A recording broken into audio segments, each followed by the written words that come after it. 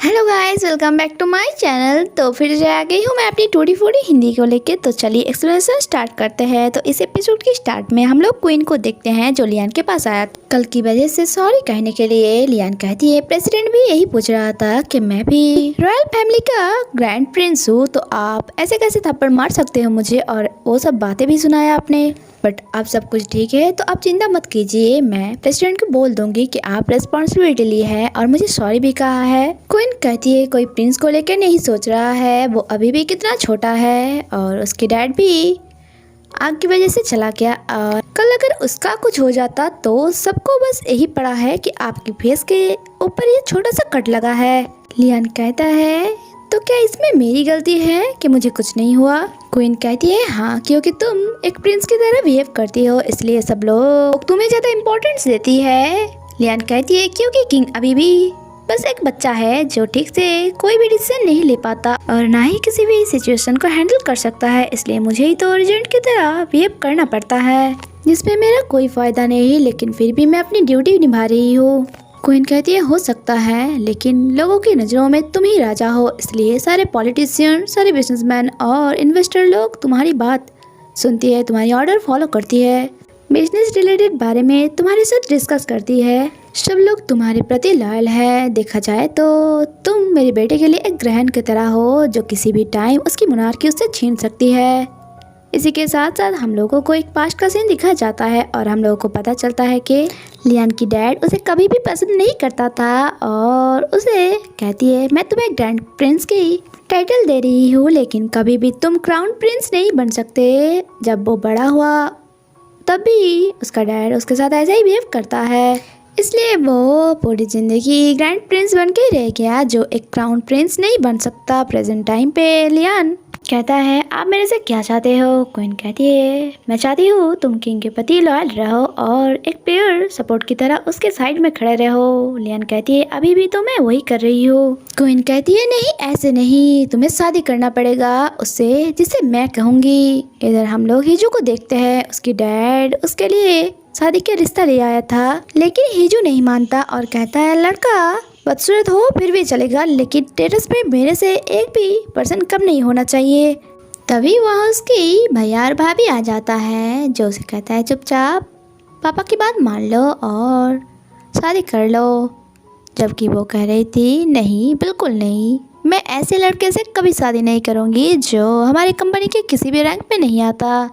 जबकि उसकी sister in लोग कहती है तुम्हें तो पता ही है आजकल शादी से पहले डॉक्यूमेंट्स वगैरह चेक करा जाता है, और जैसा कि तुम्हें पता है तुम एक नाजायज औलाद हो, इसलिए तुम्हारे लिए कोई अच्छा रिश्ता भी नहीं आ रहा है। जो सुन के हिजू को थोड़ा गुस्सा आता है और वो कहती है अगर आपने डॉक्यूमेंट्स अच्छे से चेक करा होता तो मेरे भाई से कभी भी शादी नहीं करता, क्योंकि उसमें ऐसा कोई क्वालिफिकेशन नहीं है जिससे उसे कोई शादी करे। डैड उन लोगों को चुप कराती है और हिजू को कहता है तुमने कहा था तुम शादी करोगे।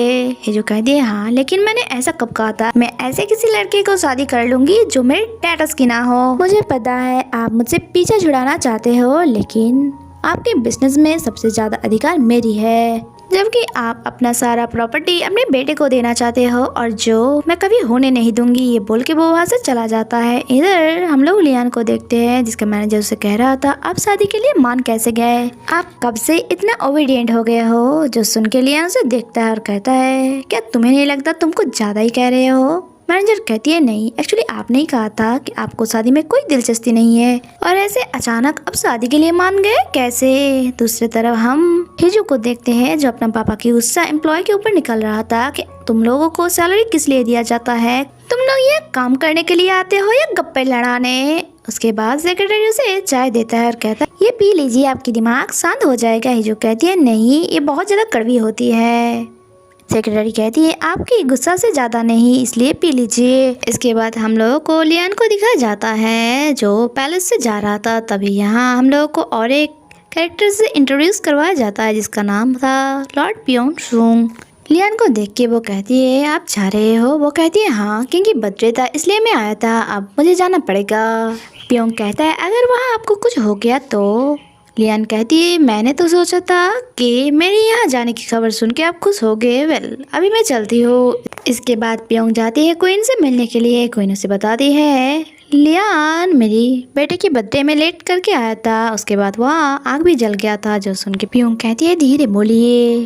क्वीन कहती है पता नहीं सब लोग उसे क्यों लाइक करता है। पियोंग कहती है इसलिए क्योंकि वो अपना पिता और भाई को खोया है और अपना फायदा ना सोचते हुए वो अपना ड्यूटी कर रहा है, इसलिए सारे पॉलिटिशियन और बिजनेसमैन उसे लाइक करता है। क्वीन कहती है यही तो प्रॉब्लम है, वो किंग नहीं है लेकिन किंग की तरह एक्ट करता है और अभी मेरा बेटा छोटा है इसलिए वो उसका फायदा ले रहा है। दूसरी तरह हम लोग हिजू को देखते हैं, वो शादी के लिए लड़के का लिस्ट देख रहा था और अपने सेक्रेटरी के साथ बात कर रहा था। वो कहती है क्या मैं कुछ ज्यादा ही डिमांड कर रही हूँ, क्योंकि उसे भेजा गया लड़कों का इंफॉर्मेशन में से किसी को भी वो पसंद नहीं किया।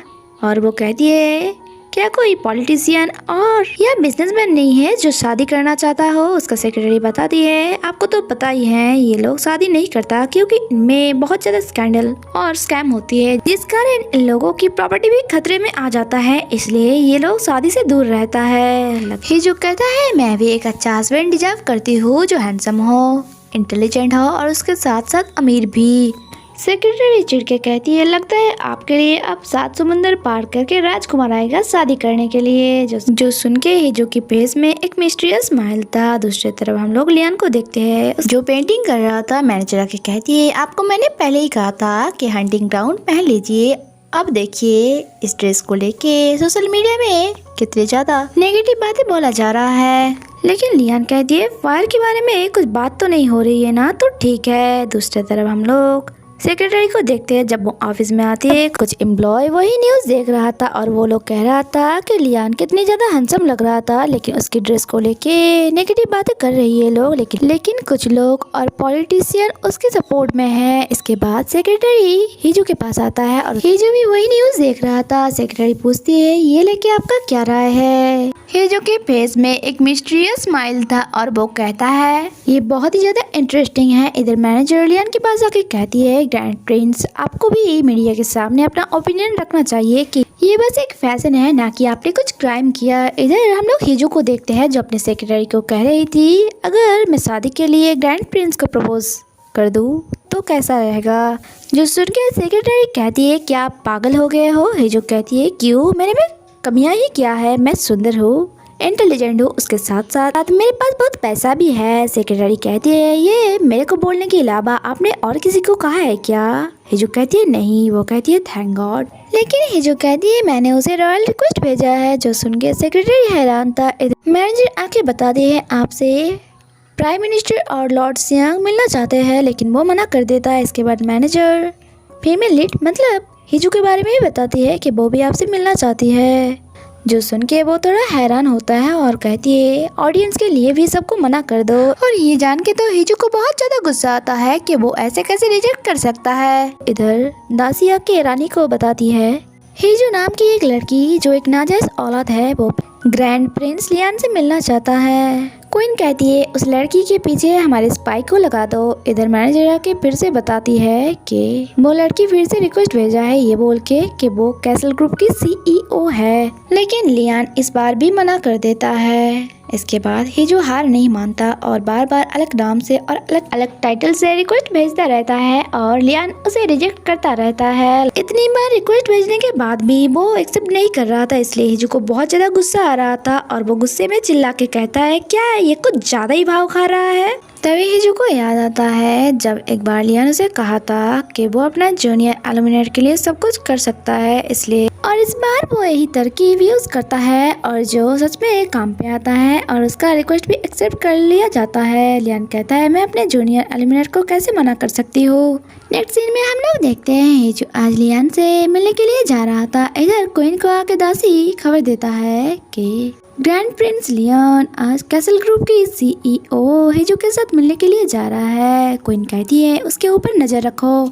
इधर हम लोग हिजू को देखते हैं जो लियान के सामने बैठा था। लियान कहता है मुझे समझ नहीं आ रहा है मैं तुम्हें किस नाम से पुकारूं। वो कहती है आपकी मर्जी और उसके सामने एक एनवलप रख के कहता है मैं आपका प्रपोजल दे रही हूँ, चलो हम लोग शादी करते हैं। ये सुन के लियान के फेस में एक मिस्टीरियस स्माइल था और यही पे एपिसोड खत्म होता है। आगे क्या होता है वो जानने के लिए स्टे कनेक्टेड और अगर वीडियो अच्छी लगी तो वीडियो पे लाइक और चैनल को सब्सक्राइब करके मुझे सपोर्ट करना। मिलते हैं नेक्स्ट एपिसोड में, तब तक के लिए स्टे कनेक्टेड, बाय बाय।